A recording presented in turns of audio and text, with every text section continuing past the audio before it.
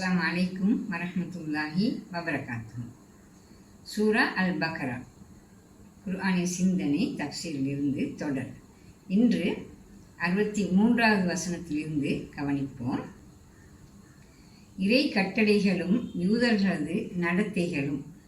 இதுவரை யூதர்களுக்கு இறைவன் புரிந்த பௌதிக அருள்களையும் அவர்கள் அவற்றை மதியாது நடந்து கொண்டமையையும் சில வரலாற்று நிகழ்வுகள் ஊடாக அல் குர்ஆன் விளக்கியதை பார்த்தோம். யூதர்களது வரலாற்றில் கீழே வரும் நிகழ்வுகள் இறை கட்டளைகளை பொறுத்தவரையில் யூதர்களது நிலைப்பாடு எவ்வாறு காணப்பட்டது என விளக்குவதாக காணப்படுகிறது. முதலில் இறை கட்டளைகள், அதாவது வேதம் சமூகத்திடம் முன்வைக்கப்பட்ட நிகழ்வு சித்தரிக்கப்படுகிறது. வயது அகதுனா மீசாக்கக்கும் வரஃபஅனா ஃபௌகக்கும் தூர ஹுது மா ஆத்தைனாக்கும் பிகுவத்தின் வல்குரு மா ஃபீஹி லஅல்லக்கும் தத்தக்கும் சும்ம தவல்லைத்தும் மின் பஅதி தாலிக ஃபலௌலா ஃபதுலுல்லாஹி அலைக்கும் வரஹ்மத்துஹு லகுன்தும் மினல் ஹாசிரீன். உங்களிடமிருந்து நாம் வாக்குறுதி வாங்கினோம், அப்போது உங்களுக்கு மேலால் மலையை தூக்கி பிடித்தோம். அந்நிலையில் நாம் உங்களுக்கு தந்தவற்றை பலமாக பற்றி பிடியுங்கள், அதில் இருப்பவற்றை படித்து விளங்கி மனதில் கொள்ளுங்கள், அப்போது நீங்கள் இறை பிரக்ஞை உடையவர்களாகலாம் என நாம் கூறினோம். அச்சந்தர்ப்பத்தை நினைவு கூறுங்கள். அதன் பின்னர் நீங்கள் புறக்கணித்து திரும்பிவிட்டீர்கள். இறைவனின் அருளும் கருணையும் உங்கள் மீது இருந்தில்லாவிட்டால் நீங்கள் நஷ்டவாளிகளாக ஆகிவிட்டிருப்பீர்கள்.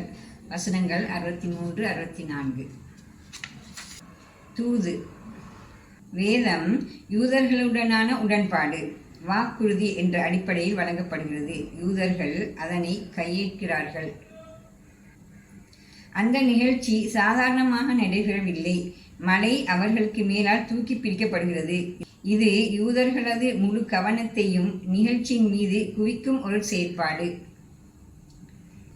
தக்வா என்ற இறை பிரக்ஞைகளை பெற வேண்டுமானால் முதலில் இறை வழிகாட்டலை முழு வேதத்தோடும் உறுதியோடும் ஏற்க வேண்டும். பிறகு அதனை உள உணர்வுகளை இயக்கும் வகையில் ஆழ்ந்து படிக்க வேண்டும். இக்கருத்து அவர்களுக்கு வேதம் கொடுக்கப்படும் இந்நிகழ்வின் போது விளக்கப்பட்டது. எனினும் யூதர்கள் புறக்கணித்தார்கள். நாம் கொடுத்த வாக்குறுதியின்படி அவர்கள் நடக்கவில்லை என்றாலும் இறைவன் தனது கருணையின் காரணமாக அவர்களை கைவிடவில்லை. அவ்வாறு விட்டிருந்தால் அவர்கள் பெரும் நஷ்டத்தை அடைந்திருப்பார்கள்.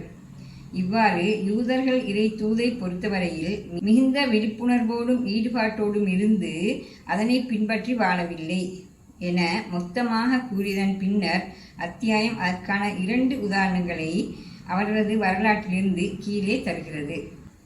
இன்ஷா அல்லாஹ் இன்றைய பகுதிக்கான விளக்குரை முடிவடைகிறது. அடுத்த வீடியோவில் சந்திப்போம். அஸ்ஸலாமு அலைக்கும் வரஹ்மத்துல்லாஹி வபரகாத்துஹு.